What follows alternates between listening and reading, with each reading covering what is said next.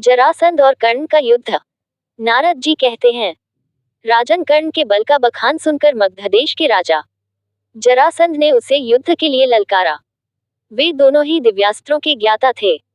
उन दोनों में युद्ध आरंभ हो गया। वे रणभूमि में एक दूसरे पर नाना प्रकार के अस्त्र शस्त्रों की वर्षा करने लगे। दोनों के ही बाण क्षीण हो गए, धनुष कट गए और तलवारों के टुकड़े टुकड़े हो गए। तब वे दोनों बलशाली वीर पृथ्वी पर लड़े भुजाओं द्वारा मल्लयुद्ध करने लगे। कर्ण ने बहुकंटक युद्ध के द्वारा जरा नामक राक्षसी के जोड़े हुए युद्धपरायण जरासंध के शरीर की संधि को चीरना आरंभ किया। जरासंध का कर्ण को अर्ग देश का राजा बनाना।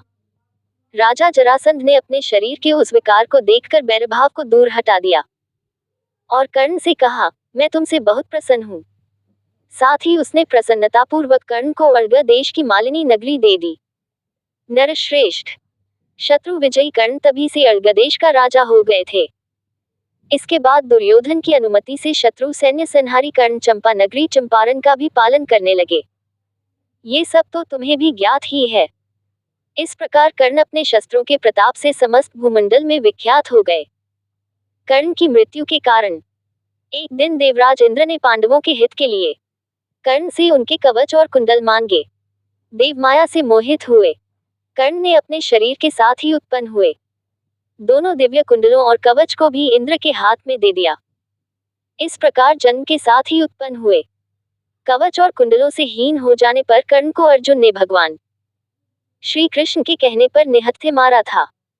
एक तो उसे अग्निहोत्री ब्राह्मण तथा महात्मा परशुराम जी के शाप मिले थे। दूसरे, उसने स्वयं भी कुंती को अन्य 4 भाइयों की रक्षा के लिए वरदान दिया था। तीसरे, इंद्र ने माया करके उसके कवच कुंडल ले लिए। चौथे, महारथियों की गणना करते समय भीष्म जी ने अपमानपूर्वक उसे बार बार अर्धरथी कहा था। पांचवें, शल्य की ओर से उसके तेज को नष्ट करने का प्रयास किया गया था। और छठे, भगवान श्री कृष्ण की नीति भी कर्ण के प्रतिकूल काम कर रही थी। इन सब कारणों से वह पराजित हुए। इधर गांडीवधारी अर्जुन ने रुद्र, देवराज इंद्र, यम, वरुण, कुबेर, द्रोणाचार्य तथा महात्मा कृप के दिए हुए दिव्यास्त्र प्राप्त कर लिए थे। इसीलिए युद्ध में उन्होंने सूर्य के समान तेजस्वी वैकर्तन कर्ण का वध किया। पुरुषोत्तम युधिष्ठिर, इस प्रकार तुम्हारे भाई कर्ण को श्राप तो मिला ही था, बहुत लोगों ने उसे ठग भी लिया था।